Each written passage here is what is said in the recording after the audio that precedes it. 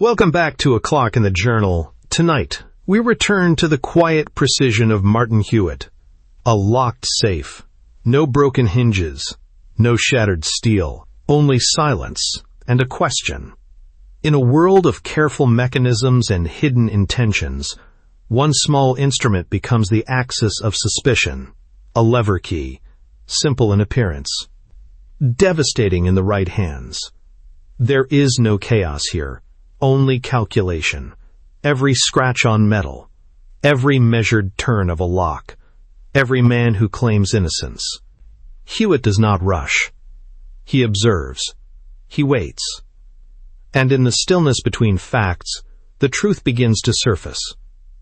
Tonight, we examine a crime not of force, but of knowledge.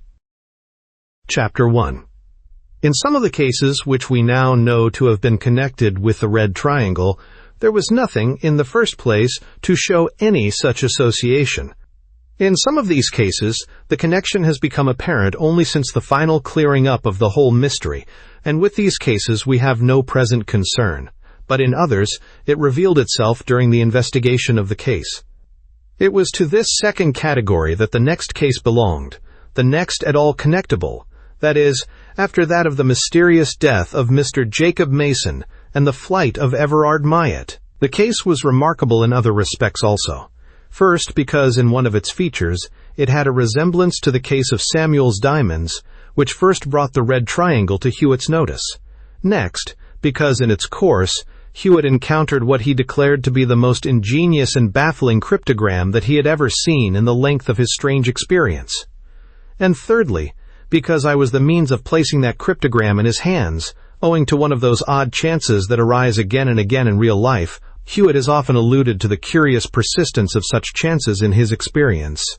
I think I have elsewhere mentioned a certain police officer's prolonged search after a criminal for whose arrest he held a warrant, ending in the discovery, because of a misdirected call, that the man had been living all the time next door to himself, and I have also told of the other detective inspector, who, being sent in search of a criminal of whom he had but the meagrest and most unsatisfactory particulars, and whom he scarcely hoped ever to run down, actually fell over the man as he was leaving the office where he had received his information, in the doorway of which the fellow, but, as Hewitt would say, nothing but the exceptional nature of the surrounding circumstances makes these things seem extraordinary. What more ordinary experience, for example, than to meet a friend in some London street, perhaps one friend of the only dozen or so you have among the 4 millions of people about you? The odds against you two, of all the millions choosing the one street of the thousands in London to walk down at the same minute of time, would seem incalculable, and yet the chance comes off so often as to be a matter of the most ordinary experience. On this occasion I was expecting orders from my editor to produce certain articles on the subject of the London hospitals. It will be remembered that the matter was very much in the air a few years ago, and as nothing is professionally more uncomfortable than to be called on suddenly for an accurate and reasonable leading article on a subject one knows nothing about, I wrote to my friend Barton McCarthy, who is house surgeon at St. Augustine's, and he replied by an offer to tell me anything I cared to ask if I would call at the hospital. I set out accordingly some little time after a breakfast, even later than ordinary, and called in at Hewitt's office on my way downstairs, to say that I should not be lunching at our usual place that day. "No," Hewitt answered, "nor shall I expect. I'm off to the city, at once. I have an urgent message to go immediately to Kingsley, Bell and Dalton's in Broad Street, where a big bond robbery has just been discovered. Perhaps I can give you a lift in my cab." We hurried off together accordingly. Hewitt knew nothing of the case he had to examine, and so could tell me nothing, beyond the short urgent request that he would come at once, and that the matter involved the loss of bonds to a very large amount. And he dropped me at a convenient spot, whence my walk to the hospital was but a short one. I saw my friend McCarthy and bothered him very successfully for nearly an hour, getting all the information I had expected, and more, during a very interesting walk through the great hospital. "You get some idea in a place like this," said McCarthy as we came at last into the receiving room for accident cases. "You get some idea, Brett, of the size of this great London machine working about us. You might walk about the streets for a week and never see a serious accident, or even an accident at all. And yet, you see, here they come all day long, a stream of people damaged or killed in the machine.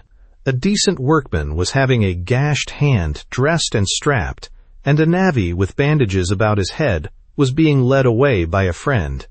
Nurses and dressers were waiting, ready to take their orderly turns at the incoming casualties, and as we looked, a more serious case was brought in on an ambulance by 2 policemen. The patient was a ragged, disreputable-looking fellow of middle age, in grimy and tattered clothes, whose head had been roughly bandaged by the policeman who brought him. He had been knocked down and kicked on the head by a butcher's cart horse, it seemed, in Moorgate Street, and he was quite insensible. A very short examination showed that the case was nothing trivial, and McCarthy sent me to sit in his private room to wait lunch, while he gave the matter his personal attention. When he returned, he brought a small, crumpled envelope in his hand. "That case is put to bed," he said, still insensible. "Is it very bad?" I asked. "Slight fracture of the occipital, and, of course, concussion of the brain. Probably contusion, too. I expect we shall find presently. Not so over-serious for a healthy man, but I'm afraid he's an old soaker, the sort that crumple up at a touch. Nobody knows him, and there's nothing to identify him in the pockets. A few coppers, an old knife, and so on. So we can't send to tell his friends unless we bring in your friend Martin Hewitt to trace him out, which would come too expensive. Besides," McCarthy added, dropping into a seat before his desk, "if he's got any friends, they'll come, sooner or later when they miss him. This is the only thing he'd got beside what's in the pockets. He'd been sent on a message, probably." My friend held up the crumpled envelope and took from it a small key. "He'd got this envelope gripped tightly in his hand," he said, "but there was no address on it, so we tore it open in the hope of finding one inside. But there was nothing there but the key. If you were a very promising pupil of your friend Hewitt, I should expect you to take a glance at it and tell us the man's address at once, together with his age, birthplace, when vaccinated, and the residence of his maternal grandmother. But you're not, so I'll let you off." McCarthy turned the key idly about in his hand and tried it on a lock in his desk. "Stopped up," he remarked, withdrawing it and peeping into the barrel. "Not dirt, either. Stopped up with paper. What's that for?" He took a pin to clear the barrel, and the paper came away quite readily. It was a tight little roll, which the surgeon pulled out into a small strip rather less than 3 inches long and about half an inch broad. "Hello!" he exclaimed. "Look here. Here's a job for Martin Hewitt, after all. Figures. What does that mean? And what an amazing place to put them in. A key barrel. By Jove, Brett, this looks like one of your favorite adventures.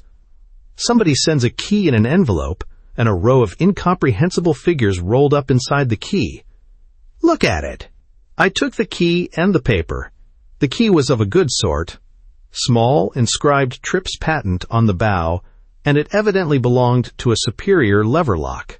The paper, which had come from the barrel, was very thin and tough, a kind I have seen used in typewriters.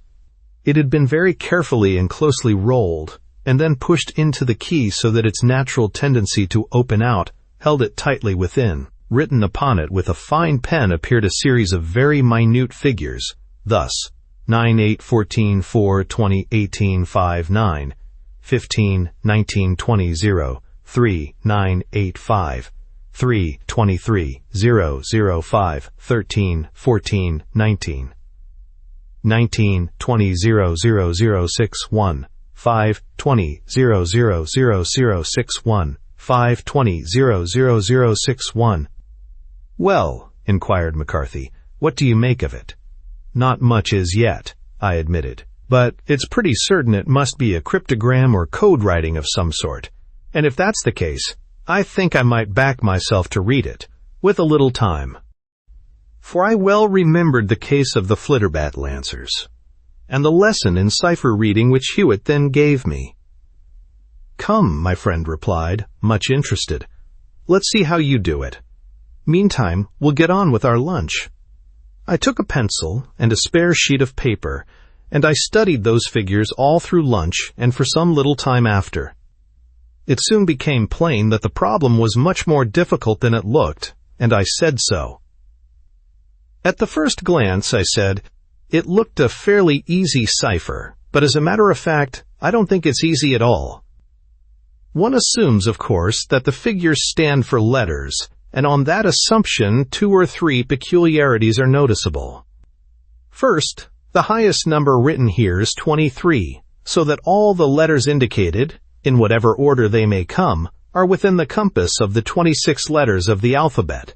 Next, the numbers most frequently repeated, if we accept the noughts, are 5 and 20, which occur 7 times each. Now, the vowel most frequently occurring in average English writing is E, and you will at once perceive that E is number 5 in the alphabet, counting from the beginning. More, if we go on counting so, we shall find that 20 is T, which is one of the most frequently occurring consonants. This would seem to hint that the cipher is of the very simplest description, consisting of the mere substitution of figures for letters in the exact order of the alphabet. But what, then, of the noughts? What can they mean, more especially when we consider that in 3 places there are actually 4 noughts in succession? For, of course, no letter is repeated 4 times successively in any English word, nor in any foreign word that I can imagine. But let us put down the letters in substitution for the figures, on the supposition that the figures stand for letters in their alphabetical order, leaving the noughts as they are. Then we get this. I rapidly penciled the letters on the spare paper, thus: IHNDTREIOST0 CIHE CW00EMNS ST000 FAET 000000000 RE AHTKRIET LEWNNAAT. See there. Now, I can make nothing of that. When I come to examine the comparative frequency of the different letters, I find them much as they might be expected to be in a sentence of normal English, and any change would destroy the proportion. E and T are the most frequent, and then come A, N, I, R, S, and C. But as they stand, they all mean nothing.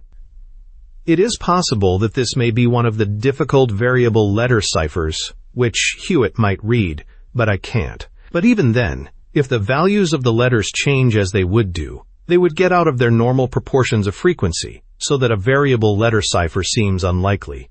And there is another oddity. Look, and you will see that, counting the noughts in, the letters go in groups of 8, with a semicolon at the end of each group. Now, it is impossible that the message can be a sentence in which every word has exactly 8 letters, or at least, I should think so. It can scarcely be that the semicolon itself means a letter. It would be singular for one letter to occur with such curious regularity as that. There is no other visible division between the words, nor any single one of the usual aids by which the reader of secret cipher is able to take a hold of his work. No, I'm afraid I must give it up, for the present at any rate, but I really think it is a thing that would vastly interest Hewitt if I might show it to him. I suppose I mustn't. Well, McCarthy answered, perhaps it isn't strictly according to rule, but I think I might venture to lend it to you till tomorrow, if that will do. Indeed, I think, on second thoughts, that I may consider myself quite justified, since it may lead to the man's identification, and it will be a sufficient answer to any inquiry to say that I have shown it to Mr. Martin Hewitt for that purpose. But you'll be careful of it, won't you? Do you want the key, too? I think, if I may, I will take the key and the envelope all together. You can never tell what may or what may not help him, and the 3 things may hang together, and perhaps explain each other in some mysterious way. Very good. Here's the whole bag of tricks. It's a queer business altogether, and I must say I feel inquisitive. Certainly, if Hewitt can get anything out of those figures, I shall be mighty curious to know how he does it. You'll come in again tomorrow, then? I promised I would, and walked off with the crumpled envelope, the little key, and the puzzling strip of figures, Since the lesson from Hewitt which I have alluded to, I had often amused myself with cryptogram reading, and I had never found a cipher message in a newspaper agony column, the meaning of which I could not get at with a little trouble. But this was something altogether beyond me, and if I have any reader who prides himself on his ability to read secret cipher, I recommend him to try his skill on this one before he reads further. The circumstances, too, seemed as puzzling as the writing itself. Why, if any person wished to send a note and a key in a closed envelope, should he take the trouble to pack the note inside the key? Why, especially when the note was already written in so baffling a cipher? Whither had this ragged messenger been going with the mysterious package, and who had sent him, and why? Guessing and musing, I reached home, and found that Hewitt had returned before me. I made my way into his office and came on him sitting at his desk with a large lens, attentively examining a broken brass padlock. "Am I bothering you?" I asked. "Are you on the bond robbery now?" Martin Hewitt nodded, with a jerk of the hand toward the padlock.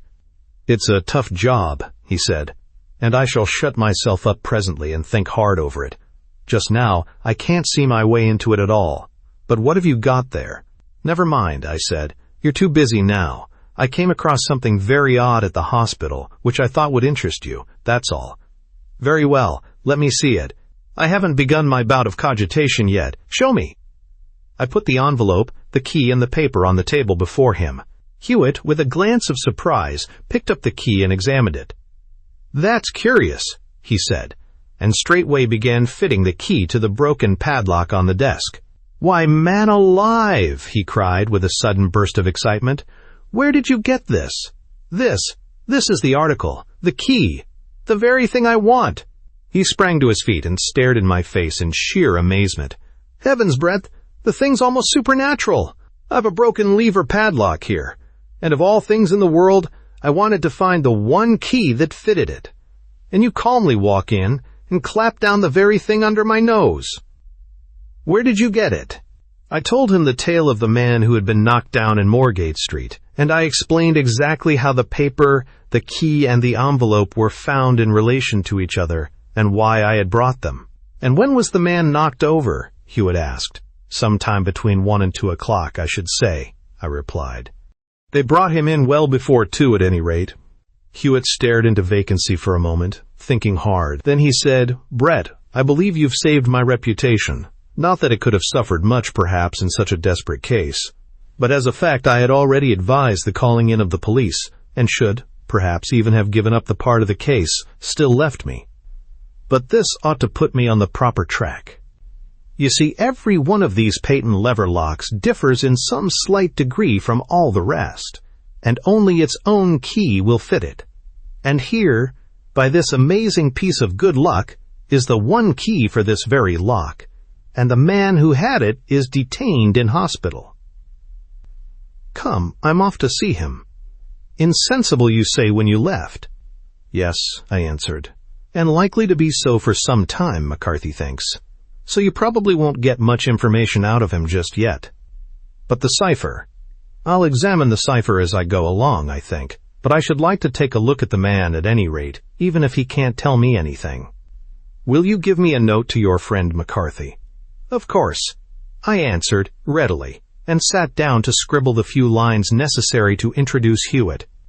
When I had finished, Hewitt, who had been examining the cryptogram meanwhile, remarked, "This cipher is something out of the common, Brett.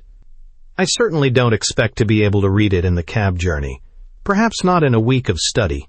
The man who devised this is a man of abilities altogether beyond the average."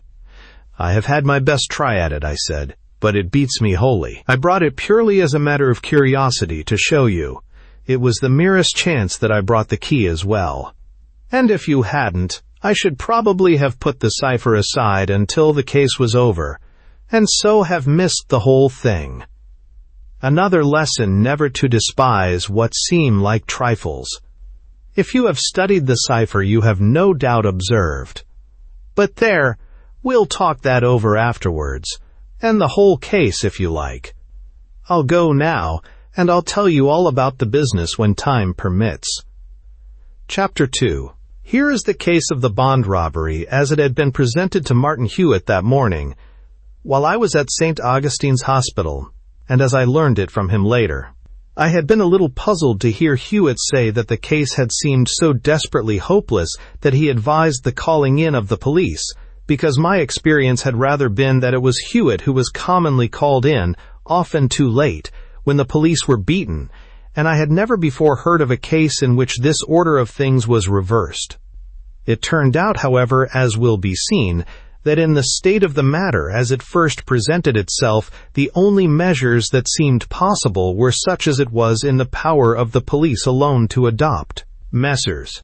Kingsley, Bell, and Dalton were an old-established firm of brokers whose operations were not enormous nor much in the eye of the public, but who carried on a steady and reputable business in a set of offices high up in a great building in Broad Street, a building so large that the notice "Offices to Let" was a permanent fixture in the front porch. The firm's clients were chiefly steady-going investors of the old-fashioned sort, who wished to avoid all speculative fireworks, and to deal through a firm whose habits were conformable to their own. The last Kingsley had left the firm and soon afterward died, some few years back, and now the head of the firm was Mr. Robert Stanstead Bell, a gentleman of some 60 years of age. There were a couple of sleeping partners, relations, but the one other active partner was Mr. Clarence Dalton, a young man but recently advanced to partnership, and, it was said, likely to become Mr. Bell's son-in-law whenever the old gentleman's daughter Lillian should be married. The steady, even round of business to which Kingsley, Bell, and Dalton and their clerks were accustomed was suddenly interrupted by an appalling loss. It was discovered that bonds were missing from the safe, bonds to the amount of some £25,000, and whence, how, or when they were taken was an utter mystery. It was this loss which had occasioned the urgent message to Hewitt. When Hewitt reached the spot, he was shown at once into an inner office where Mr. Bell sat waiting. The old gentleman was in a sad state of agitation, and it was with some difficulty that Hewitt got from him a reasonably connected account of the trouble. "The loss comes at such a time, Mr. Hewitt," the senior partner explained, "that I don't know but it may ruin us utterly, unless my client's property can be recovered. We have had to pay out heavy sums of late to the representatives of dead or retiring partners, and other circumstances combine with these to make the matter in this way even more terribly serious than the very large amount of the loss would seem to suggest. So I beg you will do what you can." "That, of course," responded Hewitt, "but please tell me, as clearly as you can, the precise circumstances of the case. Where were the bonds taken from?" "This safe," Mr. Bell answered, turning toward a very large and heavy one, which might almost have been called a small, strong room. "They were kept, together with others, in this box, one of several, as you see. The box was fastened, like the rest, with a Tripp's patent lever padlock, the only key of which I kept, together with the key of the safe. The box indicated was one of ordinary thin sheet iron, japanned black, something like what is called a deed box. The padlock has been broken open, I see," Hewitt observed. "Yes, but I did that myself this morning. It had been blocked up in some way so that the key wouldn't turn, doubtless in order to cause delay when next the box should come to be opened. As it was, I might have desisted and put off opening it till later.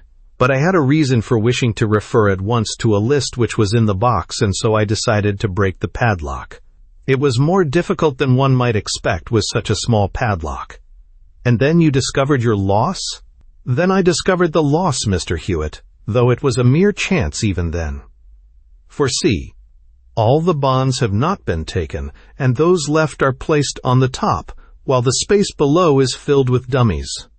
I hardly know why I turned them over, for the list was at the top, but I did. And then," Mr. Bell finished with a despairing gesture, "and this was some time this morning?" "At about 11:30.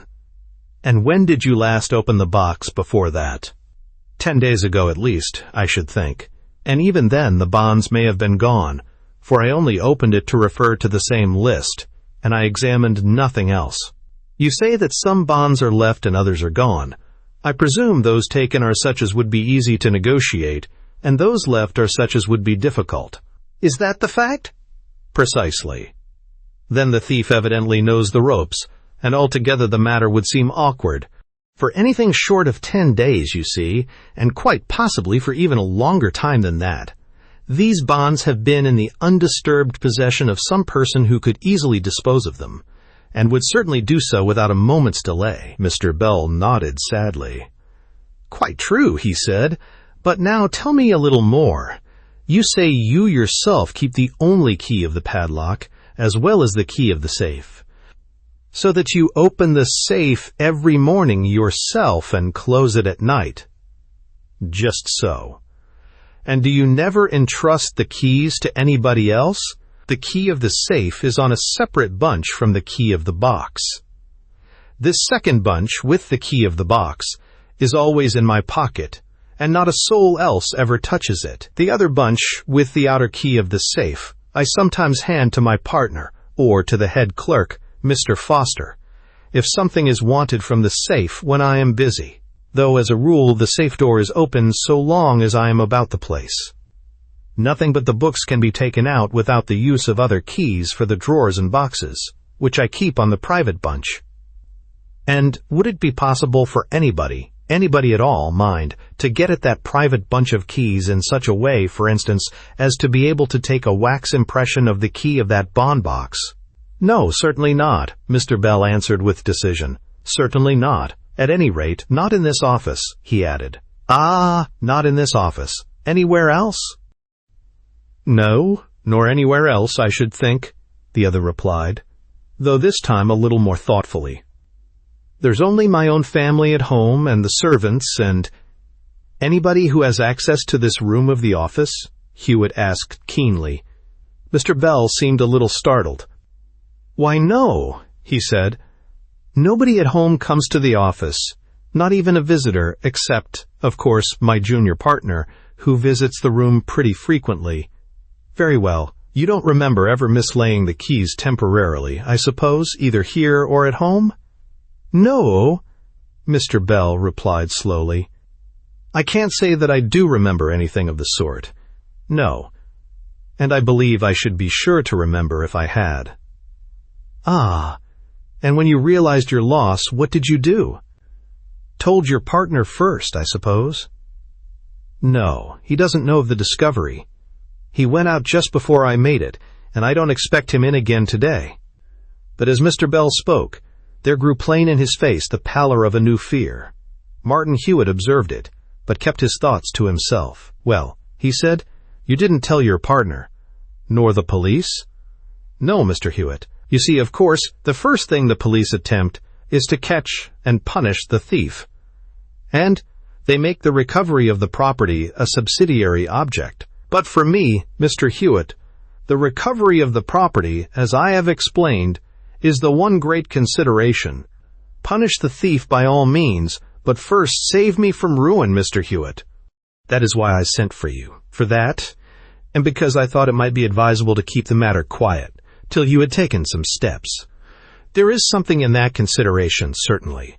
So you have told nobody of the loss, except me? Nobody but Foster, my head clerk, an old and faithful servant. It was he, in fact, who suggested sending for you. As he put it very forcibly, you can act for me and my interests, while the police act for themselves, and, very properly, of course, as police, in the interest of the community. Very well. I see you have several clerks in the outer office. Do they ever come into this room? Never, unless they are sent for. If you and your partner were out, and one of the clerks came in without being sent for, the rest would know it, of course? Certainly.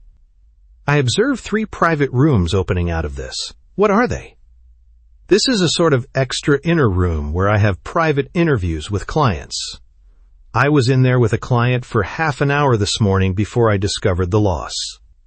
The next is a mere little box of a room where the correspondence clerk sits and works. The other is a larger place. It is shared between my partner, Mr. Clarence Dalton, and the head clerk, Mr. Foster. Now let me have your broken padlock and the key. I see you have forced up the front plate with a screwdriver. I will borrow that screwdriver, if you please, and force it off completely. Hewitt's client produced a screwdriver from a drawer, and in a very few moments the interior of the little padlock lay uncovered. Hewitt examined the lock attentively for some few minutes, trying the key several times against the levers. Then he stood up and said, "Mr. Bell, you have made a mistake. This is not your lock at all." "Not my lock," exclaimed the broker. "What do you mean? I tell you it is the lock of that box, and I broke it open myself." "Yes," answered Hewitt calmly. "It was on that box, and you broke it open yourself. But all the same, it is not your lock. Let me explain. These are very good little padlocks, with an excellent lever action, dogged against detent, as the technical phrase goes, so that only the key properly made for each lock will open it. They are so good, indeed, as locks, that it would be a waste of time to try picking them, when, because of their small size, it is so very easy to break them apart, just as you have done yourself, and just as I could probably have done in half the time, having had rather more experience. Now that is what has been done with your lock by the person who has your bonds. But of course, a broken lock has one disadvantage, as compared with a skillfully picked lock. It shows at the first glance what has happened. In this case, Mr. Bell, your lock has been broken and taken away, and the thief, having first provided himself with another padlock of precisely the same make and size, has substituted that, locked it with its proper key, and so left it." "What? Then that was why. That, of course, was why you supposed it to be out of order when you attempted to open it with your key. As a matter of fact, it is even now in perfectly good order, except for the damage we have jointly committed with the screwdriver. And now, observe. That lock was shut by another key. If the man that did that is as sharp as I suppose he is, he will have got rid of that key at once. But perhaps he hasn't. And if not, then the man who has that key is the thief. At any rate, the key is the clue we must hunt for. Let us have your clerks in one by one and look at their keys. Some are out at lunch by this time, probably?" "No, I said they might be wanted, so kept them. I thought you might prefer to see them before they went out." "Very well thought of, but perhaps scarcely judicious on the whole. Because if there is a guilty person among them, it may give him a hint. And the odds are rather against its being very useful, considering the possibility, even probability, that the bonds and the collateral evidence left here days ago. But we'll look at their keys by all means, and then they may go to lunch as soon as you please. Let me do the talking, or perhaps you'll start a scare. Send for the nearest clerks first, then the others. As each comes in, mention his name, so that I can hear it. Say, 'Oh, Mr. Brown or Jones or whatnot, have you some keys about you?' Don't mention my name and I will do the rest. Push to the door of the safe and lock this drawer in the table." Mr. Bell did as Hewitt directed, and then called the head clerk, Mr. Foster, from his room, with the prescribed inquiry about keys. "Yes, Mr. Foster," Hewitt added pleasantly. "I'm not sure that the lock is quite in order, but I promised to open it for Mr. Bell, so we'll try." Mr. Foster, a slim, active old gentleman, grown gray in the firm's service, pulled a bunch of keys from his pocket, and Hewitt scrutinized each narrowly. "No," he said, "I'm afraid none of these will do. Stay," he added suddenly, and turning his back, carried the bunch to the window. "No," he concluded, as he came back to the table and tried one of the keys fruitlessly. "No, I'm afraid none of those will do. Thank you, Mr. Foster. You don't happen to have any more, do you?" No, Mr. Foster hadn't any more, and he retired to his room. Then Mr. Bell called the correspondence clerk, Mr. Henning. Mr. Henning was a much younger man than the head clerk, 26 or so, pale and blue-eyed, with weak whiskers and a straggling mustache. His keys were just as readily produced as Mr. Foster's, but again, Hewitt's examination was unsuccessful. The only other key he had belonged to the typewriter, and that did not fit. Then came Mr. Potter, the bookkeeper, round and tubby and puffy, and his keys went under inspection in the same way, taking a little longer this time, with 2 separate dashes to the light of the window. Then there was Mr. Robson, young and spruce, Mr. Clancy, older and less tidy, and 4 or 5 more. All the keys were examined, all with the same lack of success, and all the clerks were sent away to take their turns at lunch. "No," Hewitt reported, as soon as he and Mr. Bell were alone again. "It was certainly none of those keys, though indeed my little attempt was desperate at best. A man would be a fool to keep that key longer than he needed it, and especially to string it with his others. Still, of course, it is by just such blunders as that 9 criminals out of 10 are discovered. And now let me take a good look at that box and its contents." He lifted the box from the safe to the table and narrowly scrutinized its exterior, especially about the hasp where the padlock had been. "Either the thief was an experienced hand," he said, "or he took some steady practice with a few such padlocks as this before setting to work. There are no signs of banging about or slipping of tools anywhere. But, of course, banging or anything violent would have been noticed in a place like this," Mr. Bell remarked. "In office hours, yes," responded Hewitt. "But we mustn't forget that office hours are only 7 or 8 out of the 24. "But you don't suspect burglary, do you?" "I'm afraid, as yet, I've precious little ground for suspecting anything definite," Hewitt answered. "But we must keep awake to every possibility. Now let us see the dummies." He turned them over and loosened them wherever they were tied. "Yes," he remarked, "quite neatly done. Filled in with ordinary blank foolscap, such as, no doubt, you have in your office, but then it is in every other office too. Every stationer has it by the ream. No marks anywhere, no old newspapers, nothing that could give the shadow of a clue." He dropped the last of the papers and turned to his client. "Mr. Bell," he said, "this thing has been thought out to the last inch. There is something like genius in this robbery, if genius is the capacity for taking pains. My advice to you is to call in the Scotland Yard people at once." "Do you mean you can do nothing?" asked Mr. Bell despairingly. "Don't tell me that, Mr. Hewitt." "No, I don't mean that," Hewitt answered. "I mean that until I have had time to think the thing over very thoroughly, I can't tell what I can or ought to do. Meantime, I think the police should know, not because I think they can see farther into the thing than I can, for, indeed, I don't think they can, but simply because the thief is getting a longer start every moment, and the police are armed with powers that are not at my disposal. They can get search warrants, stop people at ports and railway stations, arrest suspects, do a score of things that will be necessary, send to Scotland Yard, and get Detective Inspector Plummer, if he's available. He's as good a man as they have. Tell him that you've engaged me, or, better still, write a note to the Scotland Yard authorities, and let me have it, to send or not, as I think best, after I have turned the thing over in my mind. I shall take one good look round this office, and then run back to my rooms for an hour or two's hard consideration of whatever I may see. 1 or 2 small things I have seen already, though I'd rather not mention them till I've made up my mind how they bear.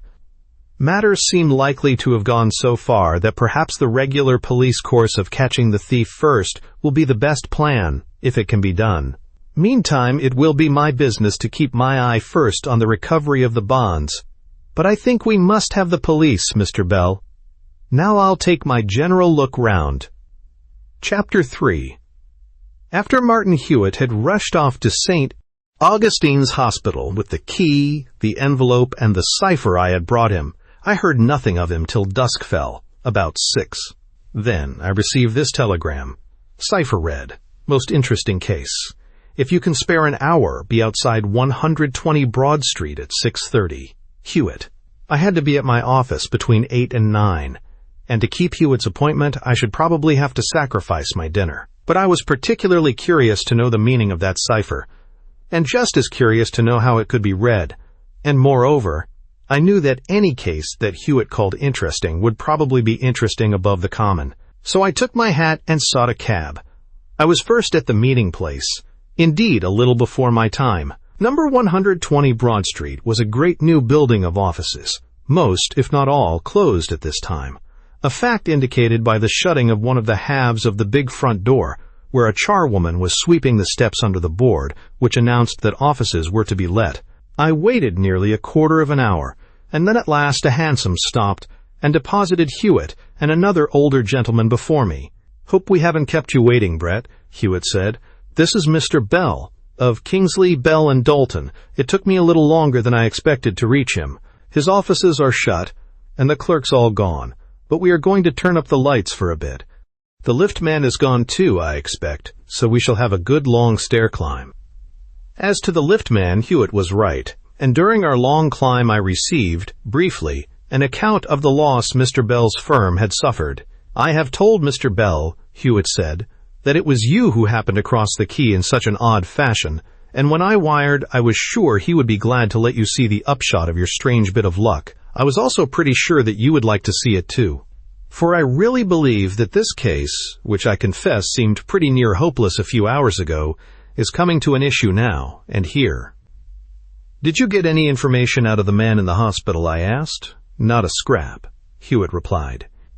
"He was still insensible, and though I saw his clothes, and they told me a good deal about the gentleman's personal habits, which are not dazzlingly noble, to put it mildly, they told me nothing else whatever, except that he had recently been knocked down in the mud, which I knew already. But the cipher has told me something, as I will explain presently." By this time we had reached the high floor in which the offices stood, and Mr. Bell, all wonder and pale agitation, unlocked the outer door and turned on the electric light. "Now," cried Hewitt, "show me your ventilators." There were some, it seemed, in the top panes of the windows, but these were not what Hewitt wanted. There were others in the form of upright chambers or flues, made of metal, and painted the same color as the walls about them. They rose from the floor in corners and wall angles, and could be shut or opened by means of lids over their upper ends. These were more to Hewitt's mind, and he went about from one to another, groping under the lids and poking down into the flues with a walking stick. There was a wire grating, or diaphragm it seemed, in each of them, 2 or 3 feet down, and we could hear the end of the stick raking on this at each investigation. One after another of these ventilators Hewitt examined, till he had examined them all, in outer and inner rooms, without result.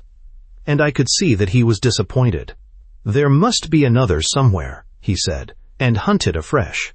But plainly he had tried them all, and now he could do no more than try them all again, with as little result. "It is a ventilator," he said positively. "Unless—" He broke off thoughtfully and stood silent for a few moments. "Ah, of course," he resumed presently. "We'll send for the housekeeper and a candle. Which is the nearest empty office? The nearest office to let? Is there one on this floor?" "I think not," Mr. Bell answered. "But there's one on the floor below, just opposite the lift. I see the bill on the door every day as I come up." "We'll try that then. I'll rake out every ventilator in this palatial edifice before I'll call myself beaten. Come, call the housekeeper. Is there a speaking tube? Tell him to bring a light." The housekeeper came, wonderingly, with a watchman's oil lantern, and we all went to the floor below. Opposite the lift was a glass door from which a bill had recently been torn. "Why, it's let," said Mr. Bell. "Yes, sir," assented the housekeeper. "Let a day or 2 ago to a Mr. Catherton Hunt. Or, at least, a deposit was paid. But see, the door's not locked," Hewitt observed, pushing it open. "I think we'll trespass on Mr. Catherton Hunt's new offices, since they seem quite empty, and he hasn't taken possession. Come, ventilators." It was a small office, an outer room of moderate size, and one smaller inner room. Hewitt at once attacked the ventilators in the larger apartment. There were 2 of them, but retired disappointed from each.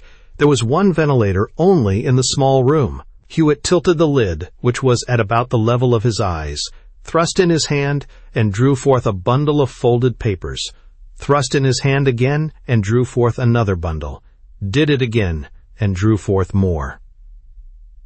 Mr. Bell fell upon the first bundle almost as a dog falls upon a bone, and now he snatched eagerly at each successive paper or bundle, till Hewitt raked the grating with his stick and declared that there were no more. "Is that all?" he asked. Mr. Bell went tremblingly from paper to paper, and at last said that he believed it really was. "I can verify it by the list upstairs," he added, "if you are sure there are no more." "No more," repeated Hewitt, rattling his stick in the ventilator again. "Let us go and verify by all means." We sent the puzzled housekeeper away and returned to the office above, and presently Mr. Bell, now beginning so far to recover from his amazement as to express incoherent gratitude, reported that the bonds were correct and complete to the last and least. "Very well," said Hewitt. "Then my part of the business is done, though I must say I've had luck, or rather, Brett has had it for me. But the police must come on now. I think, Mr. Bell, we'll go along to Scotland Yard when we leave here. They'll be wanting to see Mr. Catherton Hunt, I expect, whoever he is, and somebody in your office too, if I'm not sadly mistaken." "Who?" gasped Mr. Bell. "That, perhaps, you can help to point out. See here, do you know whose figures they are?" And Hewitt produced the small slip of paper containing the cipher. "They're very small," remarked Mr. Bell, putting on his glasses. "Very small indeed, but I think, why, they're Henning's, I do believe." "Ah, one or two other little things seem to point that way. Henning is your correspondence clerk, I believe, and I expect this thin little slip is a specimen of your typewriter paper. Have you any of his written figures for comparison?" "Well, no, I hardly think. You see, he typewrites his letters, and although I know his writing very well, I can't at the moment put my hand on any figures of his." "Never mind. It's mere matter of curiosity. The police will ask him questions in the morning. What I believe has happened is this. Our friend Henning, if he's the man, has a friend outside a great deal cleverer than himself, though he would seem to have his share of cunning, too. Between them, they resolve to rob you in the way they have done, temporarily. Henning was to take advantage of his position in that little inner room to get at the safe some day when it was open, and when you were engaged in your own private inner room with a client, so leaving the safe unwatched. He was provided with a spare patent padlock and key, of the sort you used on that black box, and his confederate had drilled him in the trick of breaking that particular sort of padlock open, with other spare specimens. He got his opportunity this morning." "Only this morning?" "This morning, I think, else we should never have got these bonds back, nor even have heard of them again." "I think you said you were engaged with a client for half an hour?" "Yes, from about 10:30 to 11. That was his chance, and he took it. He broke the padlock, took out the bonds, substituted the dummies he had already prepared in his own desk, and locked the box again with the new padlock. Meantime, Hunt had paid a deposit, pending references, on the office below, the nearest empty room. Of course, he wouldn't get the key until the tenancy was finally accepted, which he never intended it should be. But he easily arranged to have the door left unlocked for a day or two, on some convenient excuse, arranging decorations or whatnot. And the bill was taken down so that prospective and prospecting tenants were kept away. The bonds being stolen, Henning took the first opportunity of carrying them to the empty office, probably piecemeal, a thing he could easily manage almost under your nose before you were aware of your loss. There he was to conceal them, either in the chimney, under the boards, or in the ventilator, as he might find convenient, and he found the ventilator most convenient. Then he was to apprise his confederate of the fact that the robbery had been effected in order that Hunt might come and quietly fetch the plunder away. The message was to take an ingenious form. Hunt was to have a fellow waiting about in the street, and as soon as Henning could get out, say to lunch, he was just to send the key by this messenger, the key with which he had locked the new padlock on the black box. You see the advantages of that simple arrangement. First, the key, which is evidence, is got rid of in a safe and effectual way, a thing that couldn't be done as well by merely flinging it away on or near the premises, where it might be found. Next, the message is perfectly secret. The messenger could never guess what the key meant, nor could any other person not in the Confederate's confidence. And at the same time, the key tells all that is necessary. The robbery has been effected. Come and remove the plunder. But something unforeseen happens. No sooner are the bonds stolen and safely hidden than you go to the box, find something wrong with the lock, break it open, and discover the loss. This was a thing that they trusted would not happen till after the bonds were safely got away. More, I am sent for, the clerks are kept in from lunch, and so on. Henning gets into a funk and resolves to send a message of special urgency to his confederate. For that purpose, he uses a cipher which the two have agreed upon, the most ingenious cipher I have ever seen used for the purpose. He doesn't wish to make his message any more conspicuous than he need. So he writes his cipher on this scrap of paper and rolls it inside the key.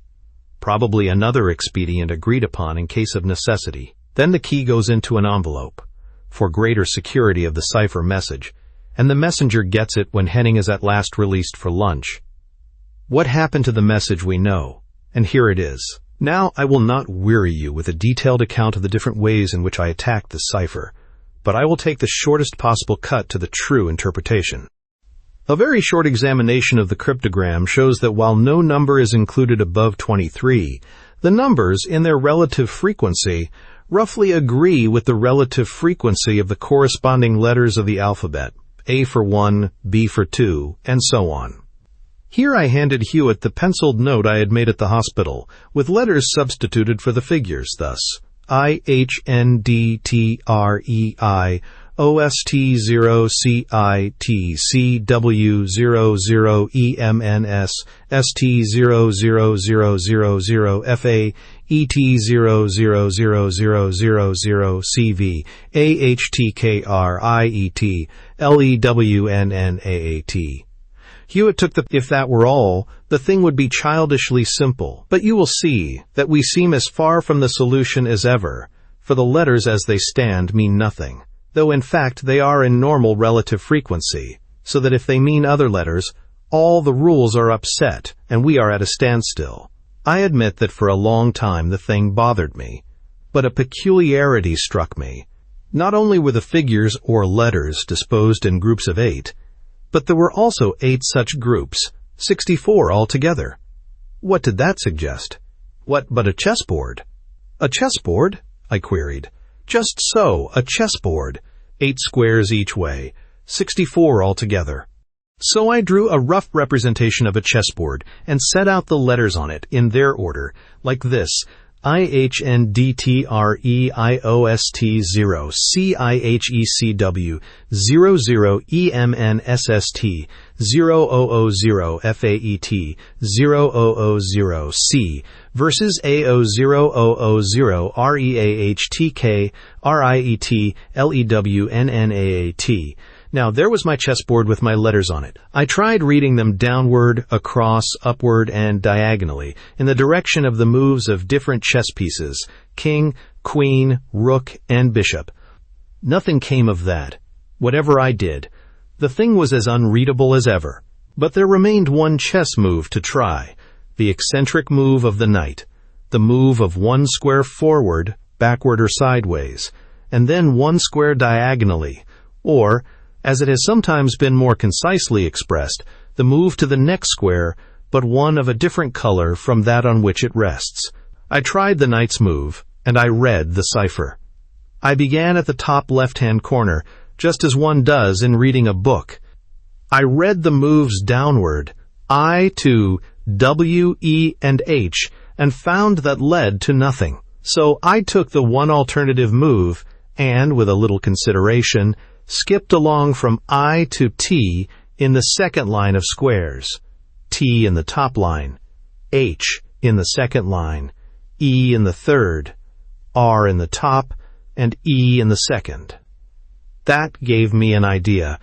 There were the letters I, T, T, followed by the word here. I tried back from the I again, and taking in the reverse order the W, E, and H, which I had first given up, I read my own name, as you can see it, from the H on the bottom line, but one, moving upward. So I had the words Hewitt here. I need not carry you through all the steps, which will now be plain enough to you, but I found that the message actually began in the right-hand corner, and read thus, the knots counting for nothing.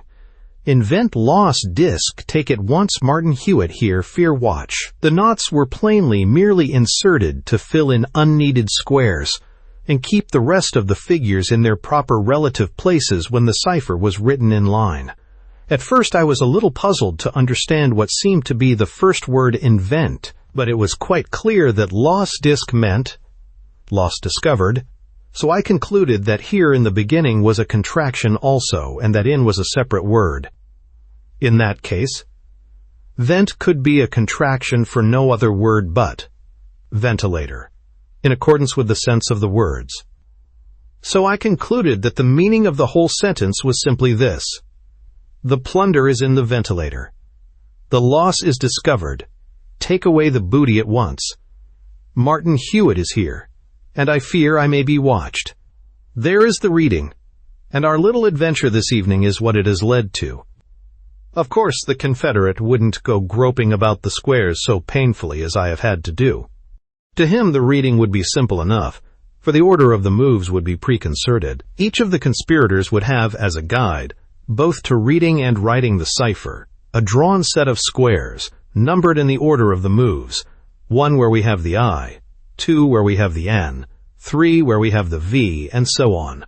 With that before him, either reading or writing in this extraordinary cryptogram would be easy and quick enough. And now for Scotland Yard, Chapter 4. We learned late on the following day that Henning had not appeared at the office. From that we assumed that he must have met his confederate in the evening, and, finding that he had not received the message sent, conceived that something was wrong, and made himself safe. The confederate, Hunt, however, made his appearance early next morning, but escaped. What happened is best told in Plummer's words, when he called on Hewitt in the afternoon. "I went round this morning," he said, "as I said I would last night. I took a good man with me, and we got the dummy bonds that had been put in Bell's box and popped, in the ventilator, where the real ones had been hidden. You see, we'd got nothing legal against Catherton Hunt as yet, but if we could only grab him with those dummy bonds on him, it might help, with the other evidence we could scrape up, and especially if we could take Henning, to sustain a charge of conspiracy to steal. Well, he came so quick he was on us before we were quite ready. We'd got the dummies in their place, and I was in front of the door telling my man the likeliest corner to wait in, when suddenly up pops the lift right in front of me, with a gentleman in it, clean shaven. I looked at him, and he looked at me. I had a sort of distant notion that I might have seen him before, and it's pretty certain he had something more than a distant notion about me. Down again, he says to the liftman, before the gate was swung, "I've forgotten something," and down the lift went. You'll understand I had no idea he was the man we wanted, but as the lift went down and my eyes were on the man's face, I saw who he was. When he stood straight before me, I had no more than a vague notion that I'd seen him somewhere before. But down the lift went, and in the flash of time when he'd nearly disappeared, and the bottom part of his face was hidden by the sill of the lift opening, the part of his face where his beard had been when we met him last, I saw it was Myatt. Myatt! Good heavens! Everard Myatt! Mr. Hewitt, the man that murdered Mr. Jacob Mason.